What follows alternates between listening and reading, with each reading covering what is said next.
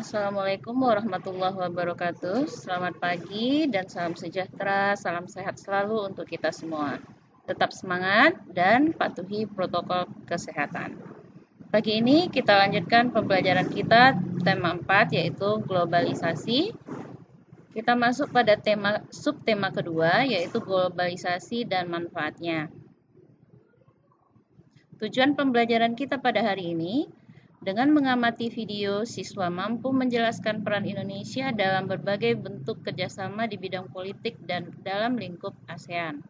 Yang kedua, setelah membaca teks, siswa mampu menuliskan informasi tentang peran Indonesia dalam kerjasama di bidang politik dalam lingkup ASEAN. Kerjasama ASEAN di bidang politik, bentuk-bentuk kerjasamanya adalah yang pertama, pembentukan masyarakat politik keamanan ASEAN atau ASEAN Political Security Community. Peran Indonesia dalam hal ini adalah membentuk masyarakat politik keamanan ASEAN. Yang kedua, pertemuan rutin Menteri Pertahanan negara-negara ASEAN. Peran serta Indonesia adalah menghadiri pertemuan rutin Menteri Pertahanan negara-negara ASEAN tersebut. Yang ketiga, perjanjian kawasan damai, bebas, dan netral. Indonesia mendukung kesepakatan tentang wilayah Asia sebagai ZOFAN, yaitu Zone of Peace, Freedom, and Neutrality, yang berarti kawasan yang damai, bebas, dan netral. Yang keempat, perjanjian ekstradisi ASEAN.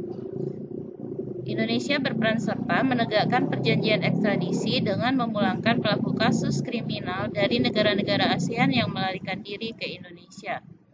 Yang kelima, perjanjian negara bebas nuklir. Peran serta Indonesia adalah mendukung kesepakatan perjanjian negara bebas nuklir.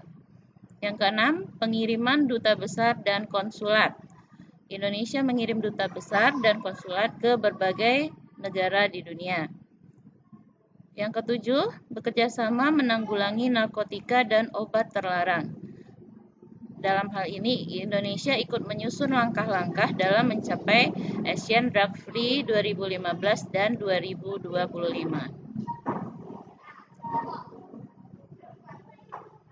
Dampak penyalahgunaan narkoba di era globalisasi. Yang pertama, dampak bagi penggunanya, yaitu 1. Mengganggu kesehatan fisik. Yang kedua, menyebabkan stres berat. Yang ketiga, memicu berbagai tindakan kriminal. Yang keempat, mendapat hukuman dari pemerintah. Kelima, menyebabkan overdosis. Yang kedua, dampak bagi keluarga.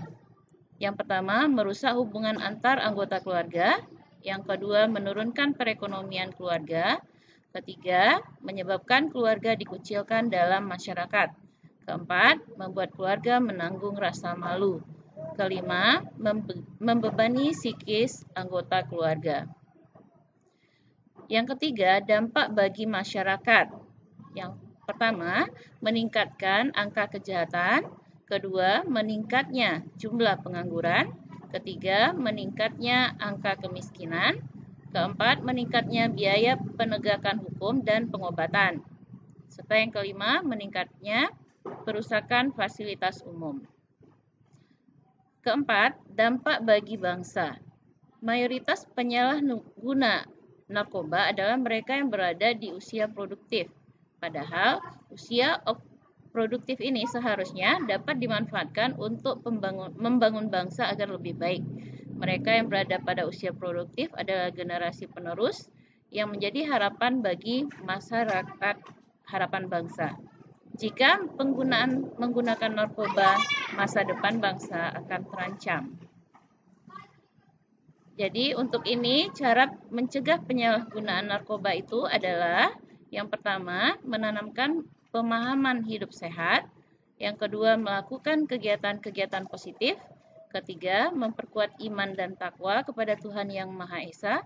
Keempat, memilih lingkungan pergaulan yang bebas dari pengguna narkoba. Kelima, membangun komunikasi dan hubungan yang baik dengan teman maupun keluarga. Demikian penjelasan Ibu tentang globalisasi dan manfaatnya di bidang politik, peran serta Indonesia di bidang politik dalam lingkup ASEAN. Terima kasih, semoga tetap bersemangat. Assalamualaikum warahmatullahi wabarakatuh.